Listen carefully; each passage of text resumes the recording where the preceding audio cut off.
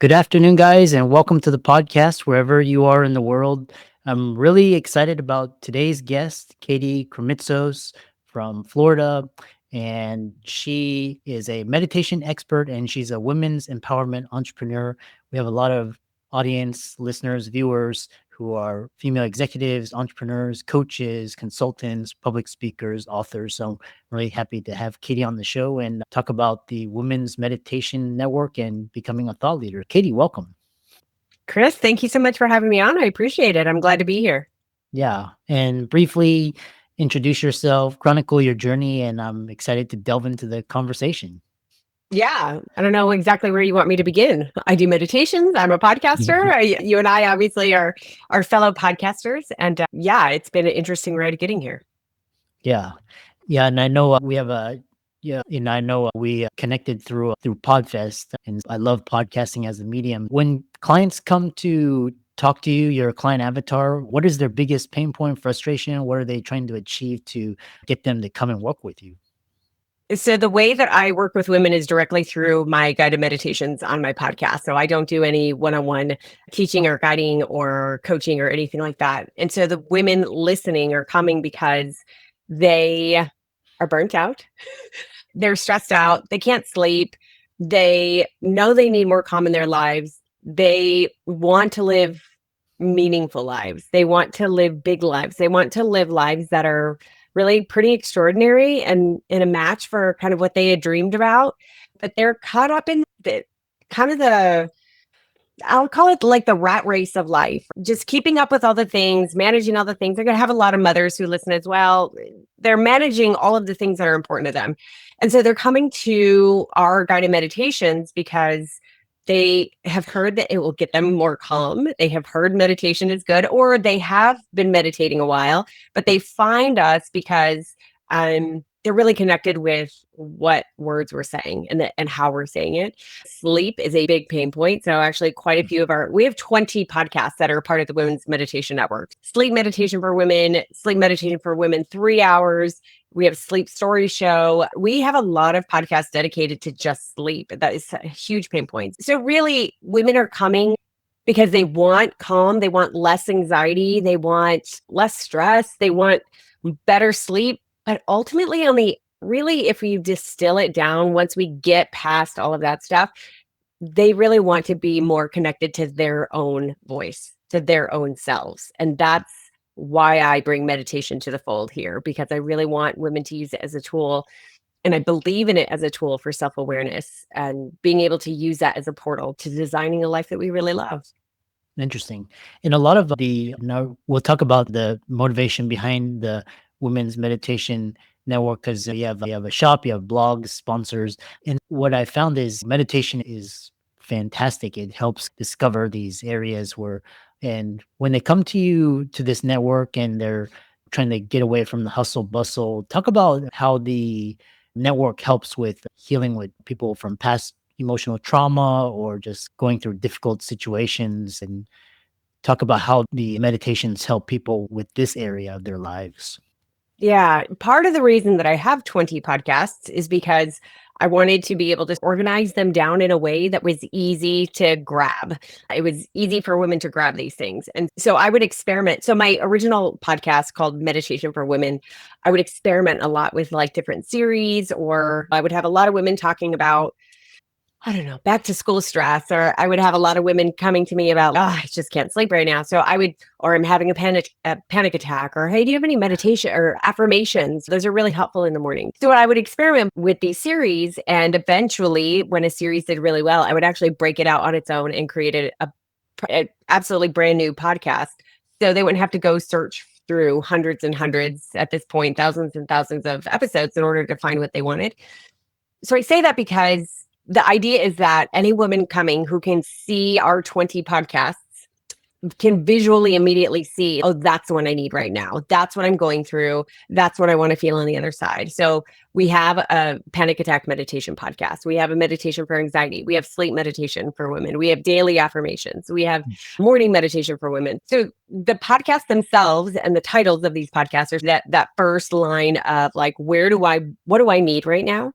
And then as each woman comes into each of those, she's able to really look through our library and say, oh, yes, that's one I need. So we have a healing meditation for women podcast that has like a lot of Reiki infused in there as well. So the idea really and how I feel like I'm able to give women what they need is to just provide an enormous amount of content and which we do, and be able to organize it in a way that allows them to grab what they need in any particular moment or season of their life so that they can move through it and get out on that other side. And I love that, and also you have what I love is even for meditation for even enhanced performance, like top performance, and for CEOs, and before they go into a meeting. How about talk about this market for moms with kids and the benefits of meditation for kids and sleep and nature. Yeah. So as you can see, so the last 5 podcasts that we launched are all dedicated to kids. So we have meditation for kids, sleep meditation for kids, sleep sounds for kids, like the water nature sounds for kids. And the intention behind these podcasts, really, it was because I use meditation to help put my girls to bed every single night for many years now. And we use meditation during the daytime as we need it, but I was writing these meditations for my girls. And one example in particular, I remember one of my oldest daughter was being bullied like in kindergarten. And I just remember writing her this beautiful script and meditation about you don't have to play with people who make you feel bad. You don't have to play with those who make you feel sad. And I would write this poem and I would wrap it in a meditation. We'd listen to it at night, and she could hear the words at that moment. She could really understand them. And for me as a mother, I could choose, hey, my daughter's experiencing this today. Let me choose a meditation that would help her. So in that regard, that's why I was like, okay, even though these are like I, as an adult, am writing these, like I really am writing them for my girls. And I feel like other mothers would love to have these available for their kids as well. So that's where all the kids stuff is. And yes, I am just a huge advocate of using meditation for kids to help them fall asleep at night. And at the very least, get them introduced to the idea of meditation. Yeah. And I really love we'll talk about because your network, you've got your episodes are downloaded average of 4 million times each month, and it's like a top 0.1%. So talk about how you chose how you came to create this network and why you chose podcasts versus YouTube or other mediums and platforms, and what's inspired the creation of the network. Yeah. So I have been an entrepreneur since 2009.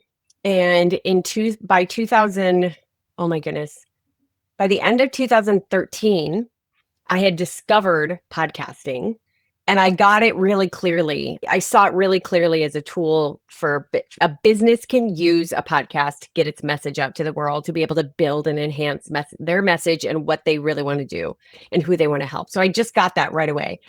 So just a month or two in February 2014, I started a podcast called Biz Women Rock. It was for women entrepreneurs by a women entrepreneur. I interviewed really amazing women business owners about their journeys, about their knowledge base, about their expertise. And over time, I went into it very ignorant. Like I didn't know what the hell I was doing other than I love business and I'm going to talk to other awesome businesswomen.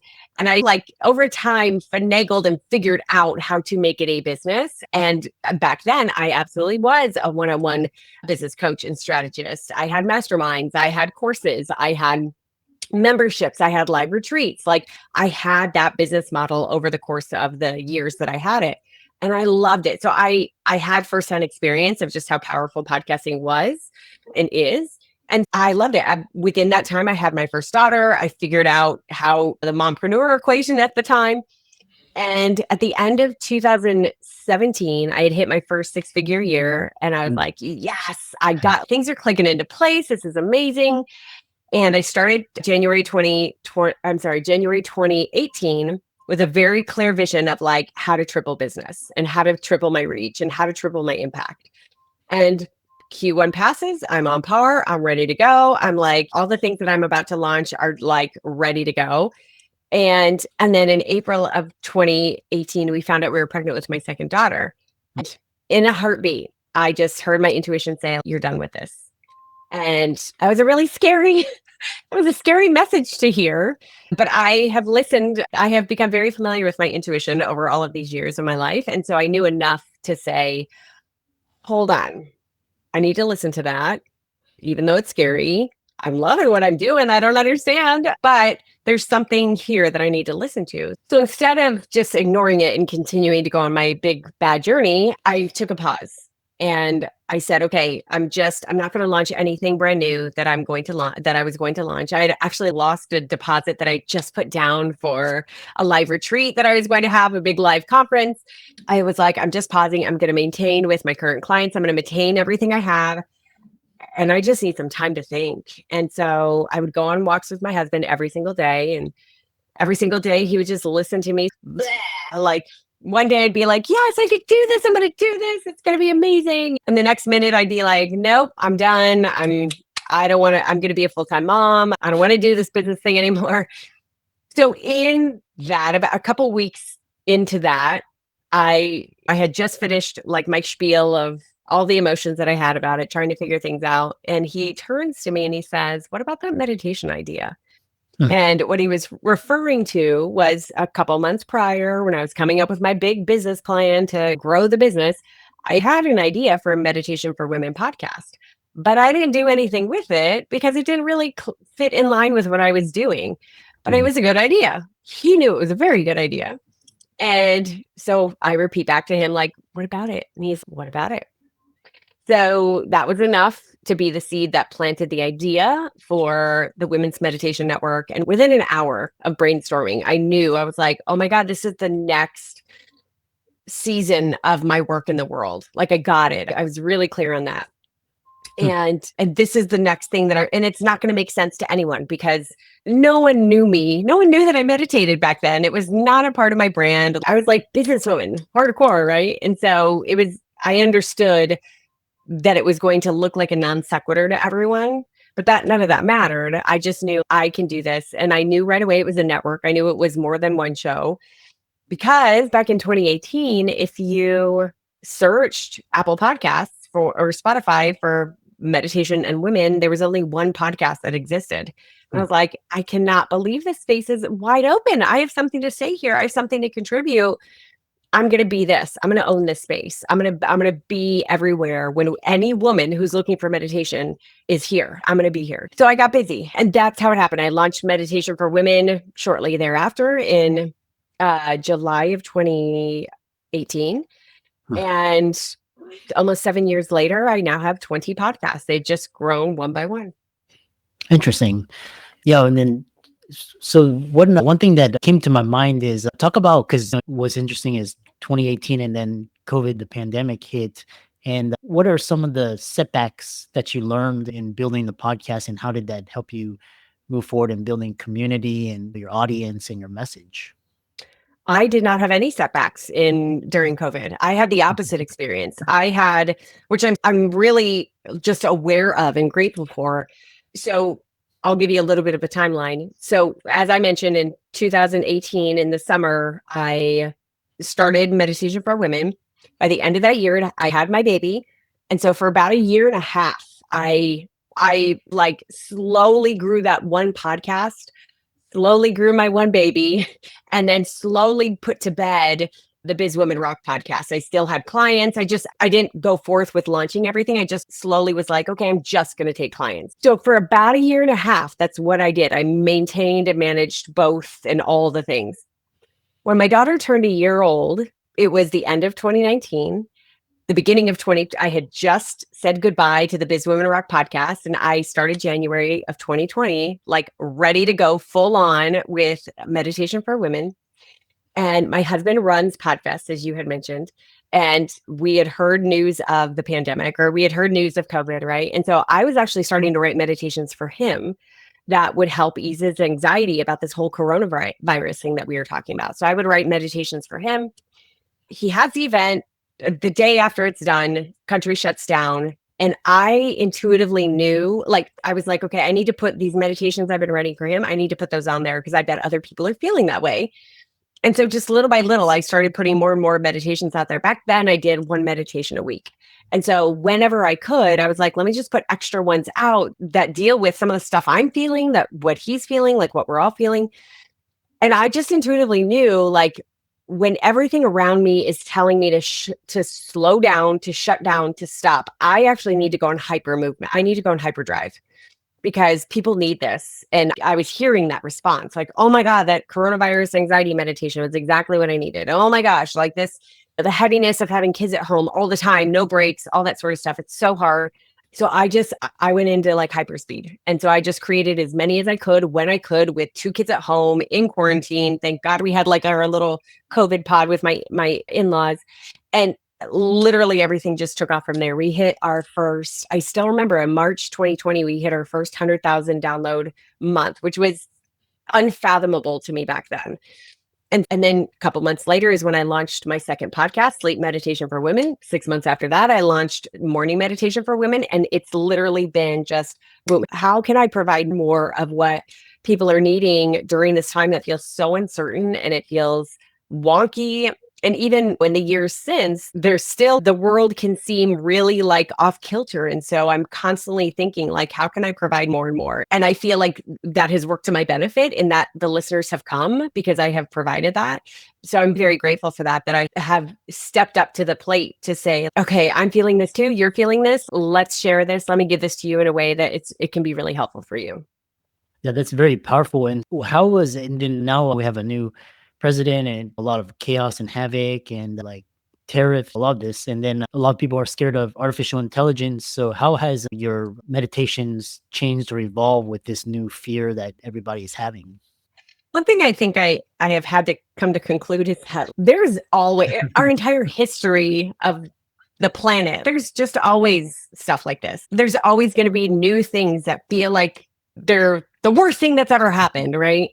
So there's a little bit of like rootedness that I come back to Hmm. for myself. And therefore, I try to communicate that in my meditations. And I'm doing my best. So now I have a team of writers and we're all writing for different shows. And so I'm doing my best to train them to say, hey, as you are experiencing X, Y, and Z as it relates to all this outside stuff, write about that. Like really write about that because there are others that are feeling that too. More specifically, like I actually had a meditation, two meditations that went live on inauguration day for in January this year. And one was literally like, if you feel hopeful and excited. And the other one was if you feel hopeless and depressed. And it was just really interesting. And I didn't do that to pretend that I don't have preferences. It was literally because my job is, I'm not here to tell you any of my political preferences. My job here is to be able to meet you where you are and provide you with support through meditations that you need, no matter where you are on that. And at the end of the day, my biggest mission, my biggest message is that everything is inside of us. And so I think I have leaned as the world feels a little crazier. I lean deeper and deeper, and my message gets louder and louder to say, that's all noise. Everything is here. Let's own your personal power. Let's get clear on who it is you are and what you want so that you know you have the freedom to design your life despite what all this other stuff says. And I'm not dismissing that it affects us, right? I'm Mhm. absolutely not dismissing that. I think sometimes we can get so obsessed with all of this that we forget that, and it affects us. And I don't know if we really know how it affects us, like how deeply it affects us. Huh. My call is always, let me give you another option. Let me give you this space to truly come into self, to come into center so that you know how to walk through your day in a way that's intentional and in a way that really owns your life. So I think that's been my way of just standing there as powerfully as I can and helping other women, other listeners do that as well. Very powerful. And to conclude, for the listener or viewer, they really resonate, especially if they're in a career or job, very high stress, and they know their intuition is telling them to stop. And sometimes when I get those, I'm like, oh no, I have to start over. I feel like I have to start over again. But when I listen to it, it's usually okay. But how do you, for that listener or viewer that has that inkling to change or pivot, what is your words of inspiration and courage for them? Chris, I'm so glad that you pointed that piece out because that is so common. That is a very common question I get, which indicates to me that so many of us feel that, right? Like I should be, I hear myself, I want to do this. I have a desire to do this. I keep hearing this voice to tell me to do this, but I'm here and this is what life looks like. And it feels too scary to do that, right? Or to go and walk in that direction. And I don't do this perfectly. So I really want to be clear. Like, I'm not trying to spout here as the perfect life expert by any stretch of the imagination. However, one really powerful piece of advice that I would give to anyone who feels that, who feels those rumblings, who feels that whisper, that how they do life now is not in alignment, that there's some shifts or clicks that need to happen, right? Huh. Is just to be brave enough to actually take mini action. Mini action, that's it. Like just to do, the universe will respond to your actions. It will respond to your thoughts. So if you're like, man, I can't get this thought out of my head, I really want to do this. You don't have to completely blow up your life and start doing that tomorrow. I think that's a really sexy, like media, beautiful Hollywood version of what it looks like. Like, I just blew it. I decided I was too overwhelmed with keeping up with the rat race. So I blew up my life and I moved to the country and I got 200 chickens, right? That's cool. That's awesome. But it doesn't have to look like that. It can look like little micro actions that just lean you in that direction. And each of those actions are going to take you one more step. And one more step towards it is going to give you a new vantage point of what you now need. I mentioned before how in the transition from Biz Women Rock to Women's Meditation Network, if you look back, if anyone looks back, they're like, oh, you just decided this. And then the next day, boom, everything was rocking. It was a year and a half of a transition of managing all of these things, a year and a half of more of this and less of this. And let's say even more than a year and a half, a couple of years of the finances figuring themselves out, because that's a real part of this whole thing. So what I would say to anyone is just to be very honest with yourself about what's coming up. What fear is it that's actually there? What are you actually afraid of? And my guess is the fear is it's a couple of things. It's either fear of what other people are going to think or fear of money not working out. Those are usually the two most common fears, right? Oh my God, I'm going to quit this job and go here, but then I'm not going to have a paycheck. And my response to that is always, and my personal experience can validate this, go down the rabbit hole of the worst case scenario. What's the worst thing that could happen? Okay, I don't have the money to pay these bills. Okay, then what? Okay, then what? Okay, then what? Then what? And if you actually go down that rabbit hole, what you find at the end is that you have people who love you, who would happily take you and your family in and feed you.